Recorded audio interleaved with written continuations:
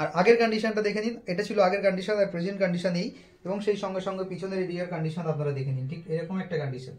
একদম চার সাইড থেকে ঘুরিয়ে দেখে নিলাম। যে কোনো ড্রেসের সঙ্গে আপনি যদি আপনি হেয়ার ট্রান্সপ্লান্ট করার কথা ভাবেন তাহলে কত টাকা আপনার খরচ হবে, কত খরচ আমার হয়েছে, আমি কি করে হেয়ার ট্রান্সপ্লান্ট করেছি, ইএমআইতে হেয়ার ট্রান্সপ্লান্ট করা যায় কিনা, আমি কোন ক্লিনিক থেকে হেয়ার ট্রান্সপ্লান্ট করছি, কত দিনে আমার রেজাল্ট এসছে।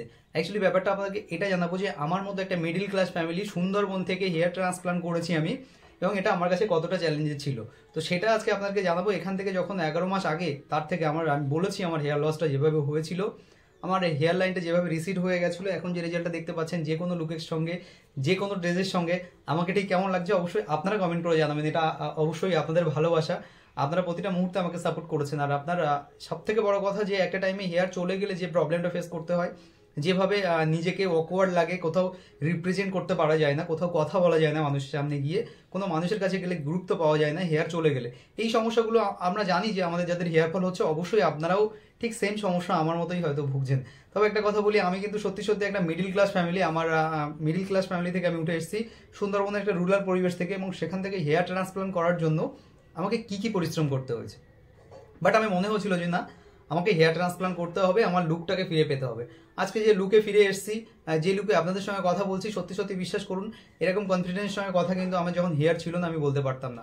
আর ক্যামেরার সামনে আসা তো ভয় লাগতো, আমার ক্যামেরার সামনে আসতেই ভয় লাগতো, অকওয়ার্ড লাগতো, কারোর সামনে গিয়ে কোনো কিছু বলবো সেটা নিয়ে নিজের ভিতর থেকে দুর্বল লাগতো।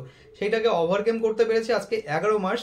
ঠিক আপনি 6 মাস পর থেকে বুঝতে পারবেন যে আপনার মধ্যে কনফিডেন্ট লেভেলটা কোথা থেকে কোথায় চলে গেছে, কোন রেঞ্জে পৌঁছে গেছে, যখন আপনি নিজেকে রিপ্রেজেন্ট করতে পারবেন কোথাও। যাই হোক, হেয়ার ট্রান্সপ্লান্টের খরচের কথা বলি। হেয়ার ট্রান্সপ্লান্ট করতে আমার কত টাকা খরচ হয়েছে। আজকে পাঞ্জাবি পরে ভিডিও বানাচ্ছি একদম একটা অন্যরকম লুকে। তো এই যে কনফিডেন্টটা, সত্যি সত্যি আমি ভিতর থেকে কতটা হ্যাপি সেটাই বলতে চাইছি আপনাদেরকে।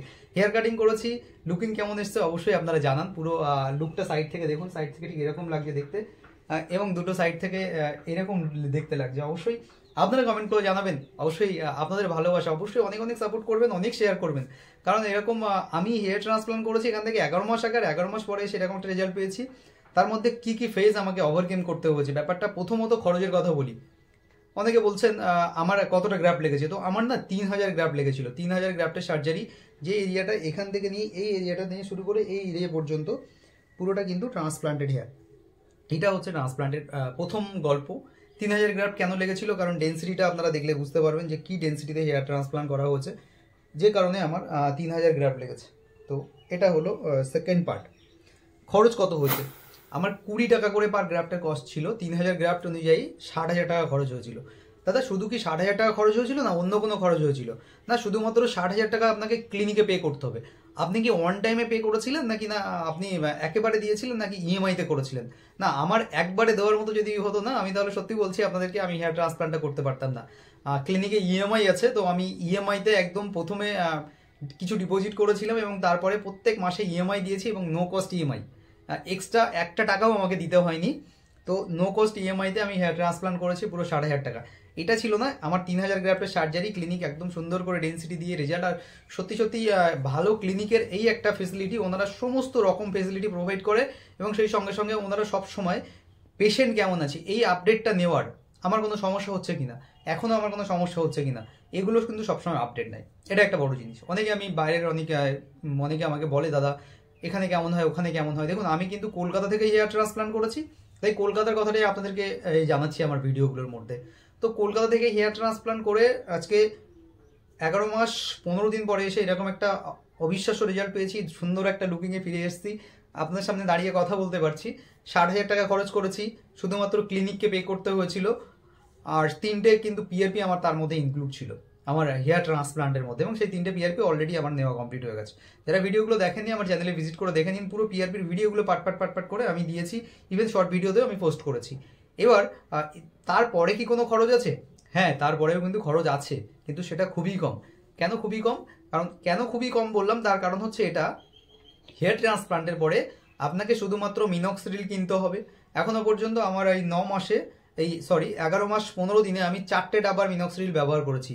3টে প্লেন 5% আর একটা হচ্ছে প্রো প্লাস। তো এই হচ্ছে আমার মিনক্সিডিলের গল্প। আর হ্যাঁ, 3 মাস পর্যন্ত আপনাকে যে মেডিসিন নিতে হবে, যে শ্যাম্পু জনসন বেবি কিনতে হবে, এবং সঙ্গে সঙ্গে মিনক্সিডিল ব্যবহার করতে হবে। এর জন্য আপনি ধরুন আরও 10,000 টাকা আপনার খরচ হবে।